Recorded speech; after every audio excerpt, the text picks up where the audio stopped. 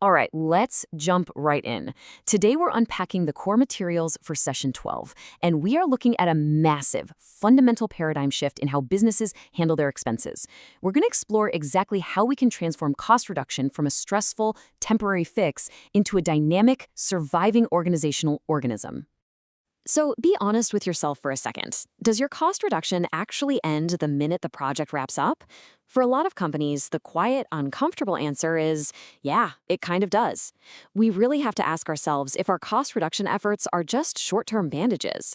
Because you know the drill, right? A cost-cutting mandate comes down from management, everyone scrambles, budgets get slashed, we celebrate the savings, and then old habits just creep right back in. There is such a stark contrast between merely cutting costs once and building an ongoing, system-wide culture. Look, cost reduction is just a project. It has a definitive start date and an end date. But cost innovation, that is a totally different beast. It's a long-term, system-based process. It's not just about spending less today. It's about completely rewiring the organization's DNA so that finding efficiencies becomes literally as natural as breathing. So here's our roadmap for this shift. We'll start with organizational culture, move to treating failure as an asset, look at external variables, hit on something called golden time in scenarios, and finally, bring it all together with an integrated supply chain. Part 1, organizational culture, not just a project. If cost innovation isn't baked right into your daily routine, it simply won't survive the long haul. You need a rock-solid foundation, things like Kaizen or continuous improvement.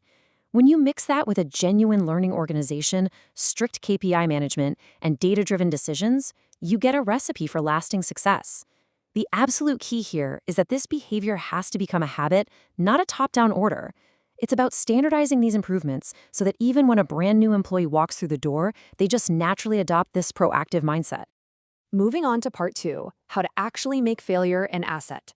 We've all been taught to run away from failure, right? Especially when budgets are on the line. But the smartest organizations flip that script entirely. The mantra here is simple. Fail fast, learn faster. Using the plan, do, check, act cycle, you take those small, inevitable slip-ups and turn them into gold. If an efficiency test completely bombs on the factory floor, you don't sweep it under the rug. No way. You document it. That failure becomes a protective asset, a piece of shared knowledge that stops another department from making the exact same costly mistake. Part 3, cost is a fluctuating external function. Because here's the thing, internal habits alone just aren't enough. The outside world is completely chaotic. Markets, finance rates, supply chain risks, government policies, these are all uncontrollable, constantly moving targets. You could literally slash your internal manufacturing costs by 5% through sheer hard work. But if global raw material prices spike 20% overnight, boom, your bottom line still takes a massive, massive hit. You are flying blind if you ignore the outside world. And that is exactly why we have to zoom out. We can't just obsess over reducing usage on the factory floor. We have to look at the total cost of ownership. It's like a giant puzzle. A sudden spike in international prices can wipe out your hard-earned internal savings in a literal day. Total cost of ownership combines your internal focus with these wild external realities. You've got to weigh logistics, inventory costs, and quality maintenance right alongside that raw purchase price to truly manage your expenses. Which brings us to part 4, golden time and scenario-based response. External shocks are gonna hit. It's for sure not a matter of if, but when. But here's the silver lining. When international raw material prices jump, it doesn't slam your bottom line that exact second. First, the broader market price rises, then your procurement price reflects it, and only then does it hit manufacturing. That time lag, that is your precious golden time. If you're just sitting around waiting for manufacturing costs to rise before you take action, you are already way, way too late. So how do we actually use that golden time? You need 3 things to move from static to dynamic. First, an early warning system to spot anomalies in real time. Second, scenario planning, having those risk frameworks ready to go before disaster strikes. And third, agile procurement. This means having the flexibility to adjust when you buy, like snapping up materials right now before that global price jump trickles down to your procurement sheet. Finally, part 5, integrated management of the entire supply chain. We're zooming all the way out here because, honestly, cost control is supply chain control. You literally cannot manage costs effectively in a silo. You need end-to-end optimization.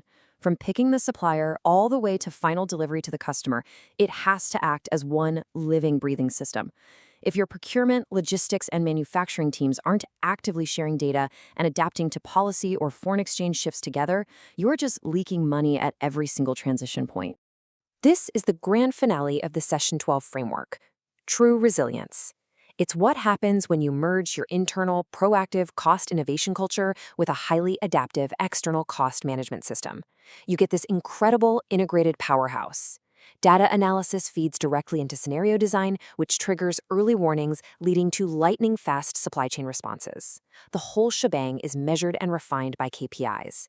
Human behavior and systemic data working perfectly in sync. Which leaves us with one massive question to close things out. Based on the Session 12 materials we just unpacked, I really want you to ponder this. Have you actually built a living, dynamic system that's ready to adapt? Or are you just running another temporary cost-cutting project? The paradigm has shifted, and the market absolutely waits for no one. Thanks so much for joining me as we broke down this material, and I'll catch you next time.